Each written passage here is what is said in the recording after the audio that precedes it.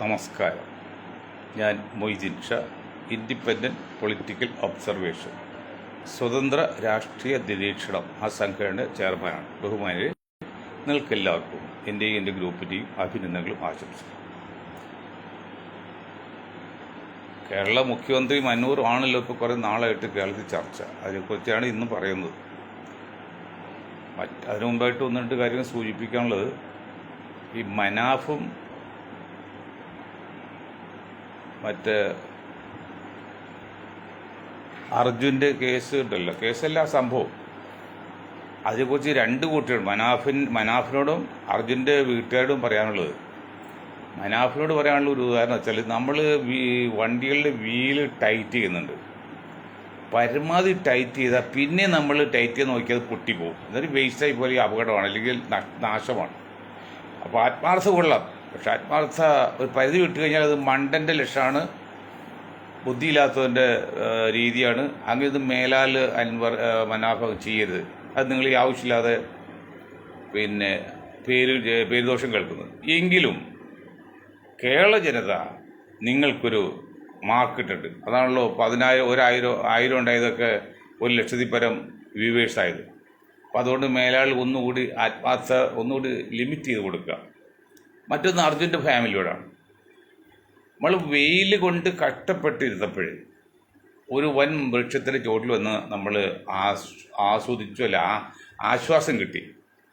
അങ്ങനെ ആശ്വാസം കിട്ടി വേർപ്പ് മാറിയിരിക്കും. മുകളിൽ നോക്കി വടക്കോട്ട് കൊമ്പ്, ഒരു വലിയൊരു കൊമ്പ്.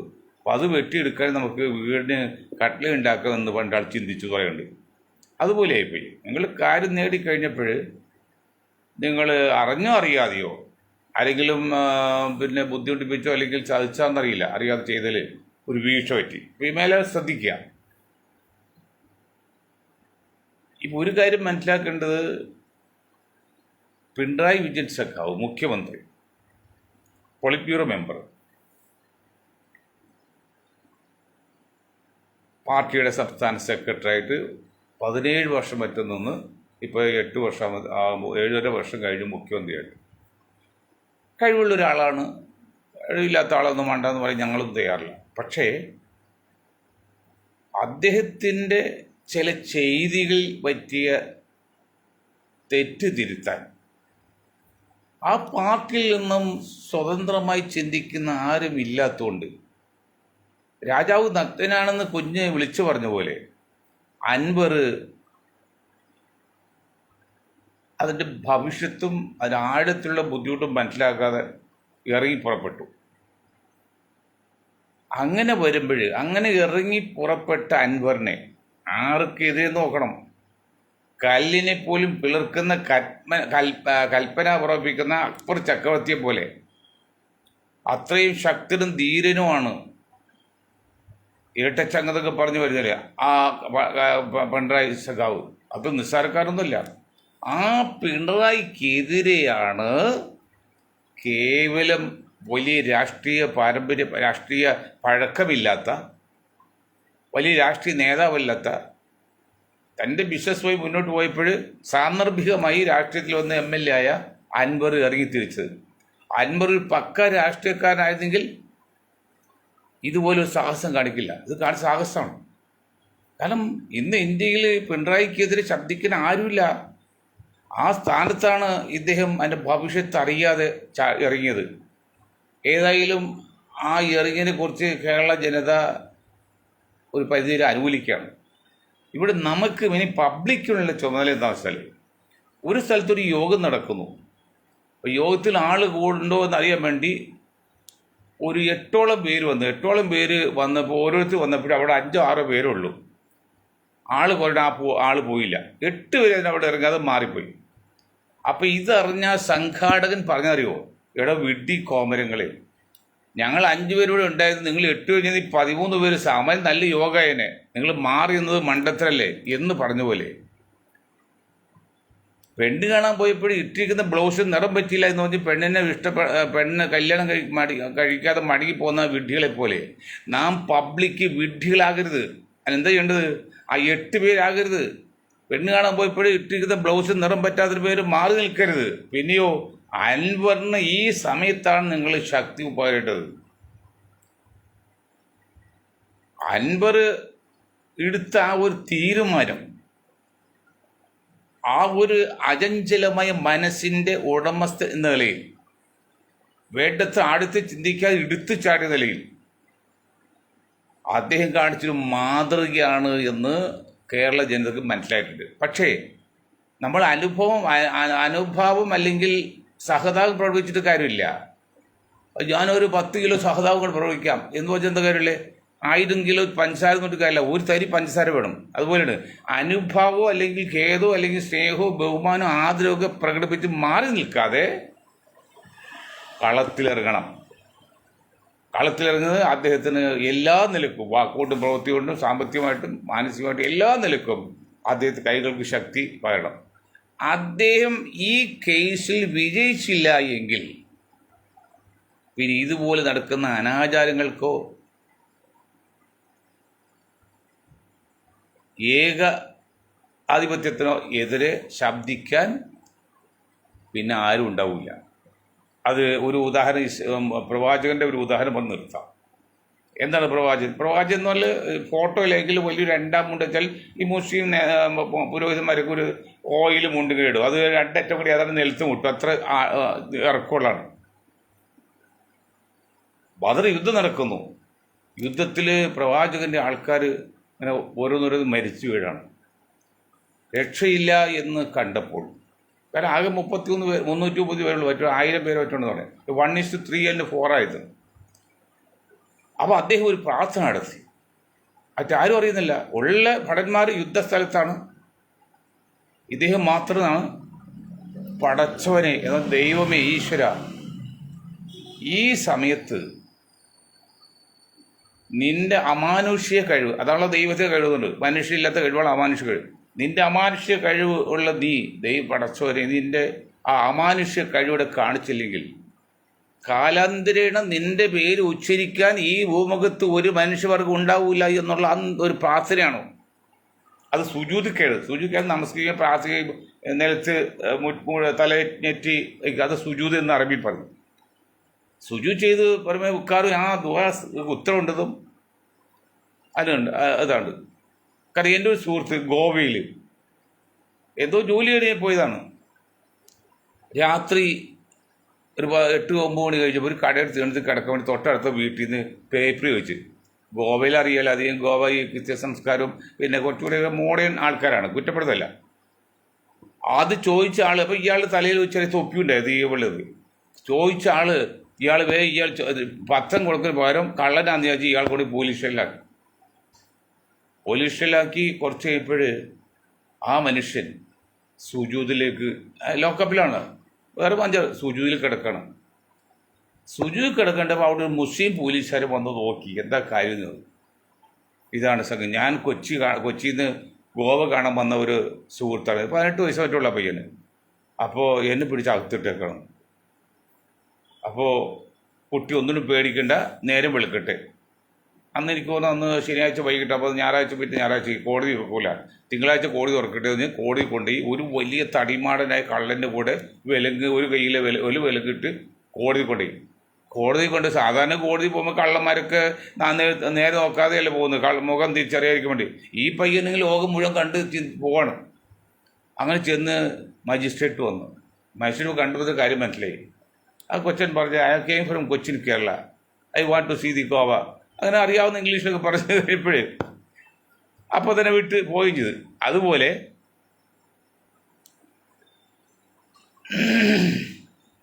നമ്മുടെ നിരപരാധികളായ ആൾക്കാർ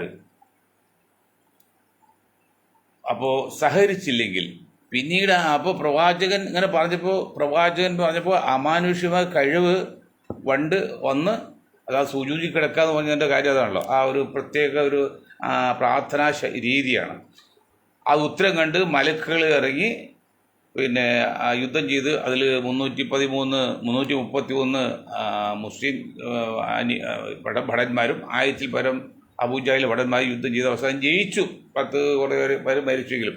അപ്പോൾ അവസാന നിമിഷം നിന്റെ പേര് ഉച്ചരിക്കാൻ ആളുണ്ടാവില്ല എന്ന് പറഞ്ഞപ്പോൾ അള്ളാഹുവിന് എല്ലാം അറിയുന്ന അവനറിയാമല്ലോ, കാര്യം മനസ്സിലായി ഇടപെട്ടതുപോലെ ഈ കാര്യത്തിൽ മറ്റെന്തൊക്കെ പോരായിട്ടായിരിക്കും തെറ്റുകൾ കുറ്റങ്ങളൊക്കെ ഉണ്ടായിരിക്കും, അതൊന്നും നമ്മൾ പറയുന്നില്ല അൻവറിനെ കുറിച്ച്.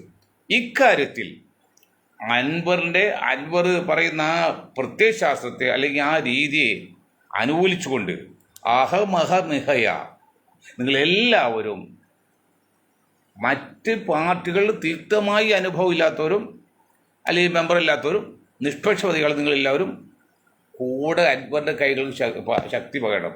അതല്ലെങ്കിൽ ഇതുപോലെ ഉച്ചരിക്കും ഒരാളുണ്ടാവില്ല. അത് ചെയ്യാം. ഇവിടെ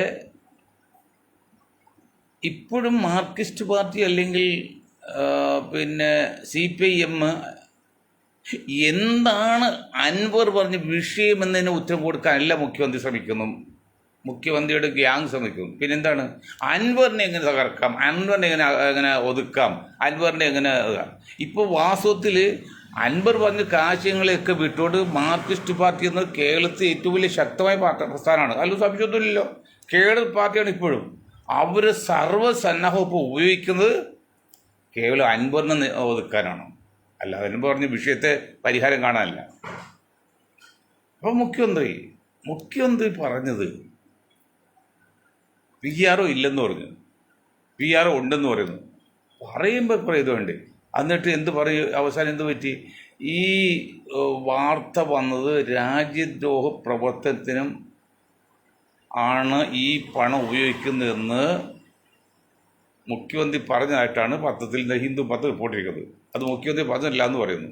ശരി, പക്ഷേ മുഖ്യമന്ത്രി പറഞ്ഞിട്ടില്ലെങ്കിലും പൊന്നിൻ സൂചിയാണെങ്കിലും ഇരുമ്പ് സൂചിയാണെങ്കിൽ കണ്ണിക്കൊണ്ട പൊട്ടും എന്ന് പറയുമ്പോൾ ഈ വാർത്ത ഇന്ന് ലോകം മുഴുവൻ, ഇന്ത്യ വടക്കിന്ത്യ മുഴുവൻ പോയി. 6-8 എന്ന വലിയ വാർത്തയല്ലേ. അതിനുശേഷം ചരമകോളത്തിൽ ഇങ്ങനെ ഒരു സംഭവം ഉണ്ട് എന്ന് പറഞ്ഞാൽ അത് ആര് ശ്രദ്ധിക്കാൻ പോകുന്നു? ഇന്നലെ ഞാൻ പറഞ്ഞില്ലേ, സത്യം ചെരുപ്പിട്ട് വരുമ്പോഴേക്കും അസത്യം ലോകം 7 ആഴ്ച ചുറ്റിയിരിക്കും എന്നൊക്കെ പൊതു തത്വമുണ്ട്. ലോകം മുഴുവൻ അല്ലെങ്കിൽ ഇന്ത്യ മുഴുവൻ അറിഞ്ഞാൽ പ്രചരണം തുടങ്ങി. നാളെ ഒരു സമയത്ത് മുഖ്യമന്ത്രിക്ക് ബോധമുണ്ടായി ന്യൂനപക്ഷ വിരോധമൊക്കെ മാറ്റി RSSനോട് യഥാർത്ഥ ഒരു എതിർപ്പൊക്കെ വരുന്ന സമയത്ത് ഇങ്ങനെ അപ്പോൾ RSS സംഘം ചോദിക്കുകയാണ്, നിങ്ങളല്ലേ ഇങ്ങനെ പറഞ്ഞു ചോദിച്ചാൽ എന്ത് കൗണ്ടറായിട്ട് ഉത്തരം പറയാണ്ട് മുഖ്യമന്ത്രി? ഒന്നും ഉണ്ടാവില്ല. അത് ഒറ്റ ഉദാഹരണം നമ്മൾ അച്യുതാനന്ദൻ ഇപ്പോൾ സുഖാലോചിക്കാണെന്ന് നമ്മളല്ലേ 25 വർഷത്തേക്കും ഇന്ത്യ മുസ്ലിം രാജ്യമാവെന്നൊക്കെ പറഞ്ഞ മണ്ട ശിരോമണി ജീവിച്ചിരിക്കുകയാണ്. വലിയ നേതാവാണല്ലോ.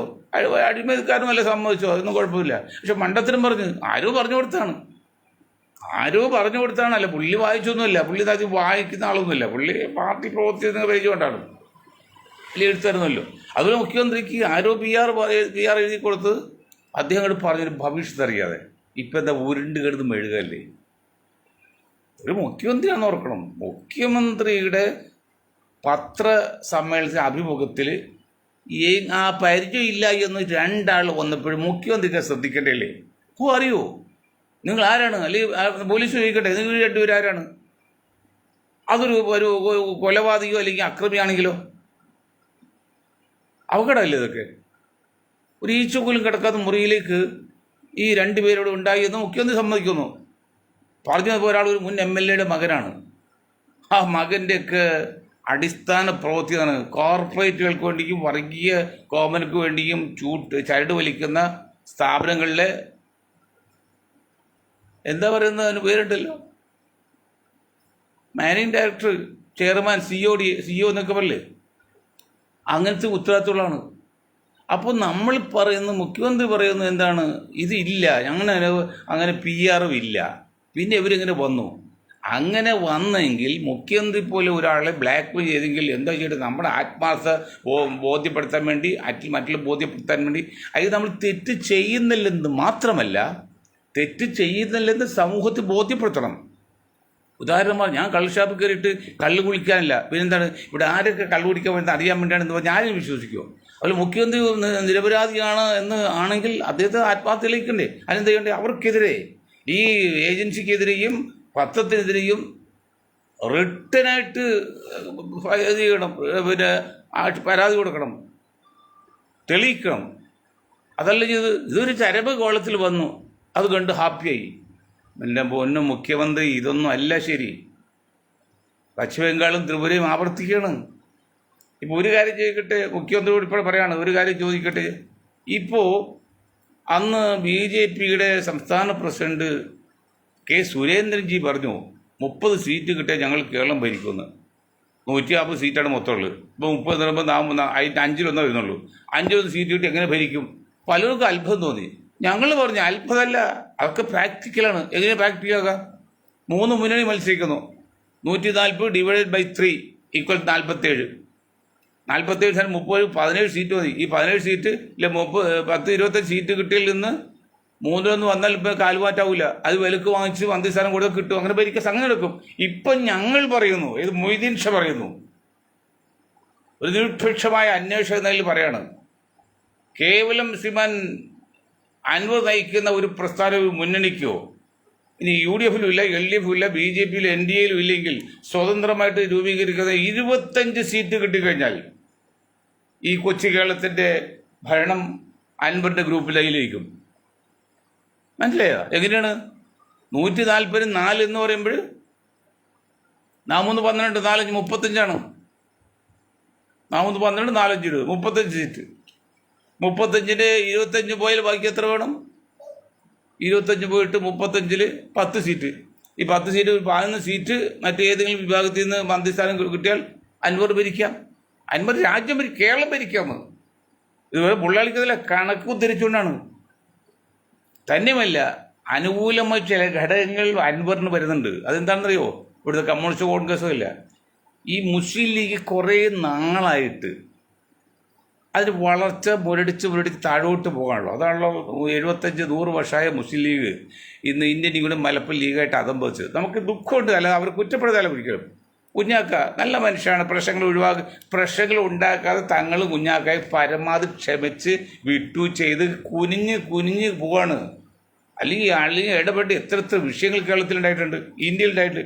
പലതും തന്ത്രമായിട്ട് അന്നൊരു വാക്ക് പോലെ ഒഴിയാണ്. കാരണം പ്രശ്നം ഉണ്ടാകണ്ട. പ്രശ്നം ഉണ്ടാക്കി കഴിഞ്ഞാൽ ആരായാലും A B ആണെങ്കിലും അപകടമല്ലേ. അത് നല്ല സ്വഭാവമാണ്, പ്രത്യേക അംഗന്മാരുടെ സ്വഭാവമാണ്, ഞാൻ കുറ്റപ്പെടുന്നില്ല. പക്ഷേ കുഞ്ഞാക്ക് ഇടപെടുന്നില്ല കാര്യമായിട്ട് ഈ ഭരണത്തിനെതിരെ. പക്ഷേ KM ഷാജി അന്നും ഇന്നും പൊട്ടിത്തെറിക്കുന്ന ആളാണ്. കുറച്ച് ആവേശം കൂടുന്നു. KM ഷാജി ഗ്രൂപ്പ് അൻവറിന് പിന്തുണ കൊടുത്താൽ, മമതാ ബാനർജിയുടെ ഒരു പിന്തുണ കിട്ടിയാൽ, പിന്നെ വിജയിൻ്റെ ഒരു പിന്തുണ കിട്ടിയാൽ, ഇവർക്ക് ആരാണ് ഇന്ത്യയിലെ നമ്പർ 1 ലീഡേഴ്സാണ്.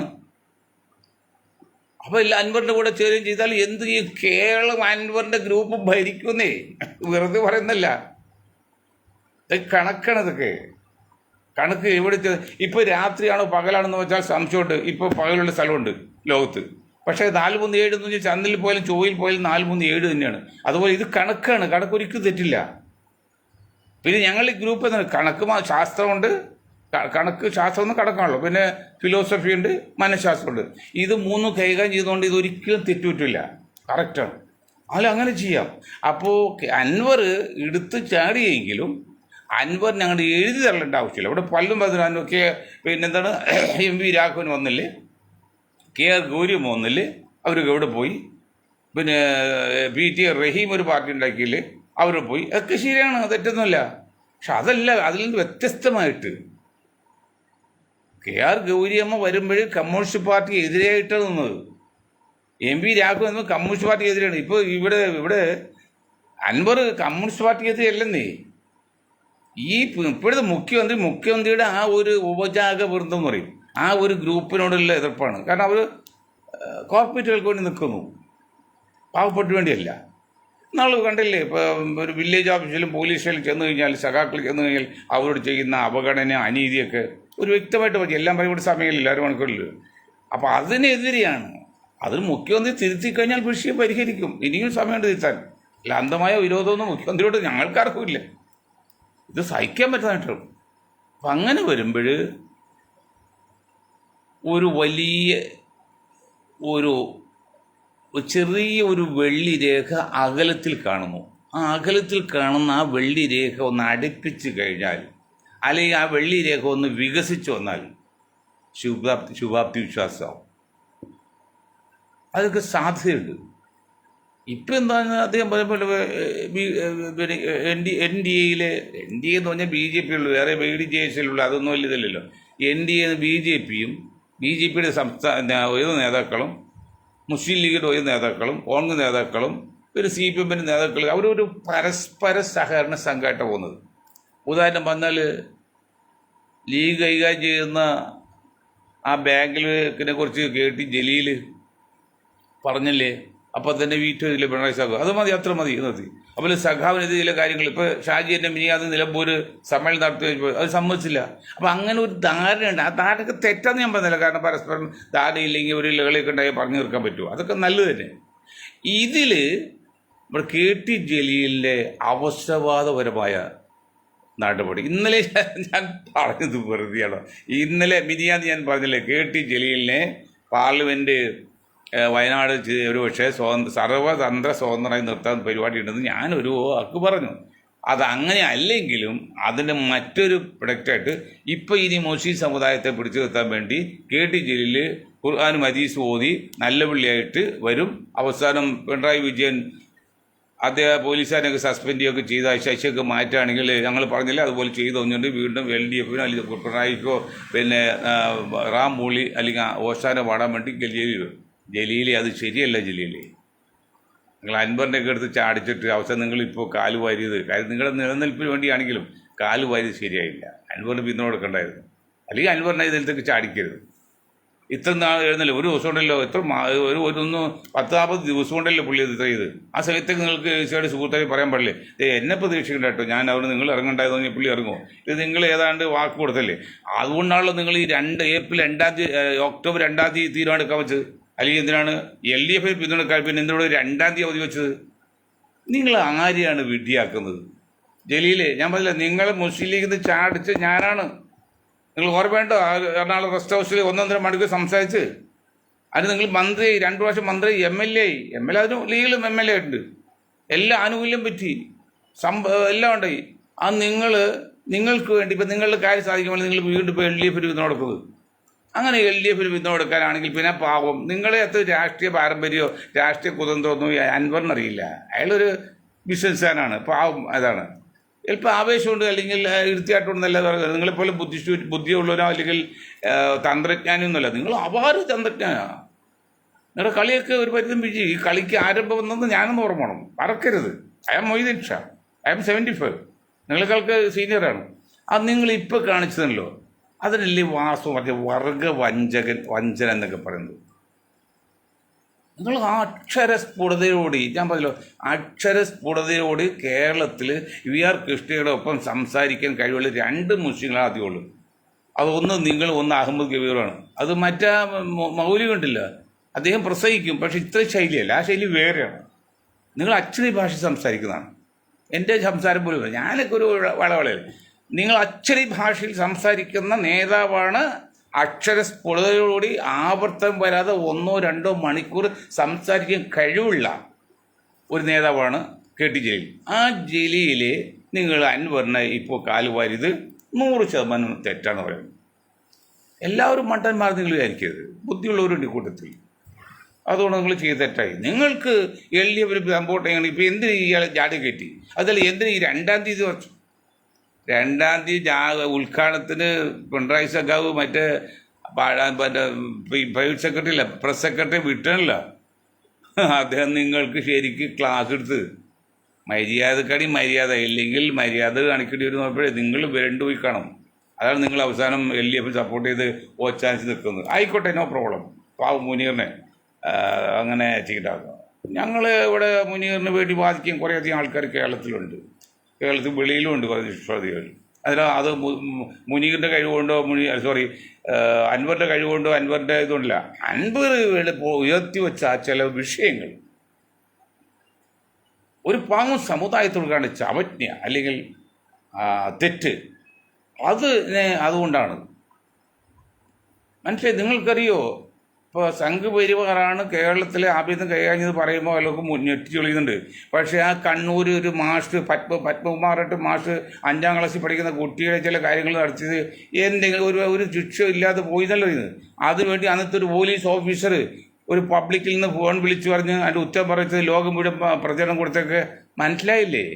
അപ്പോൾ ഈ ഒരു അജിത് കുമാർ മാത്രമല്ല, അതിന് മുൻപും പല പോലീസ് ഓഫീസേഴ്സും ഉണ്ട്. അതിന് ചില പേര് ഞാൻ എടുത്ത് പറയുന്നില്ല, സമയം വേഗമാണ്. ഒരു കാര്യം മനസ്സിലാക്കുക, അൻവറിനെ എഴുതി തള്ളണ്ട. അൻവറിൻ്റെ പുറകിൽ കേരളത്തിലെ പല സഖാക്കളും പല വലിയവന്മാരും ഒക്കെ ഉണ്ട്. അവരെല്ലാം ഒരു രീതിയിൽ അല്ലെങ്കിൽ മറ്റു രീതിയിൽ സഹായിച്ച് മുന്നോട്ട് പോകുമെന്ന് പറഞ്ഞുകൊണ്ടും ഞാൻ ഇന്നൊരു വാക്ക് പറഞ്ഞിരുന്നു, ഇസ്രായേൽ യുദ്ധം. അതിനെക്കുറിച്ച് പറയുമ്പോൾ അതിനേക്കാൾ ആവശ്യപ്പെട്ട പ്രാദേശിക കാര്യം അതുകൊണ്ട് പറയുകയാണ്. നാളെ സൗകര്യപ്പെടുമെങ്കിൽ സമയം കിട്ടിയെങ്കിൽ നമുക്ക് അതിനെക്കുറിച്ച് പറയാം. ഇത്രയും കാര്യം പറഞ്ഞുകൊണ്ട് ഞാൻ എൻ്റെ വാക്ക് നിർത്താണ്. നിങ്ങൾക്ക് ഒരായിരം നന്ദി. ജയ് ഹിന്ദ്.